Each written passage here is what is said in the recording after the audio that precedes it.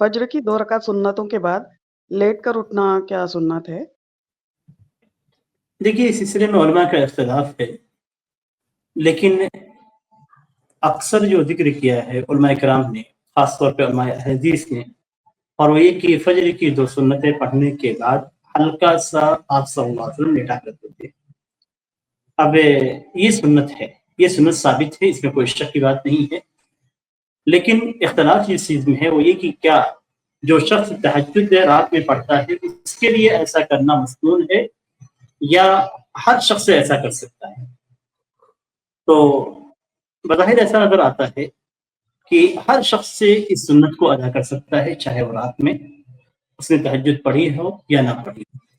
बात उलमा कराम सिर्फ रात में तहज्जुद पढ़ने वाले के लिए इसको खास मानते हैं कि इस तरह वो कुछ देर के लिए आराम कर लेगा, लेकिन अहादीस के अंदर ऐसी कोई कैद नजर नहीं आती है, और नबी अकरम सल्लल्लाहु अलैहि वसल्लम की सुन्नत के साथ अगर कोई कैद जिक्र ना हो तो उसे अमूम पे महमूल किया जाएगा, हर हालत में उस पर अमल किया जाएगा। जी, तो क्या लेट कर उठने के बाद फिर से वज़ू करना होगा फ़र्ज़ नमाज़ पढ़ने के लिए?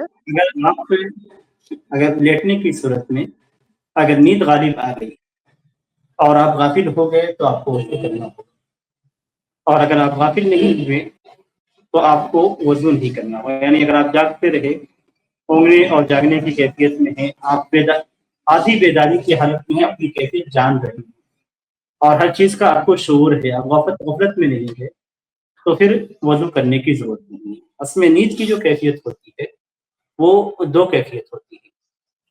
नींद की कैफियत में आदमी का गाफिल हो जाना, यानी नींद गालिब आ जाए और आदमी आंखें बंद करने के बाद गायब हो जाए, तो ये गफलत की जो हालत है ये वज़ू टूटने का मकाम है।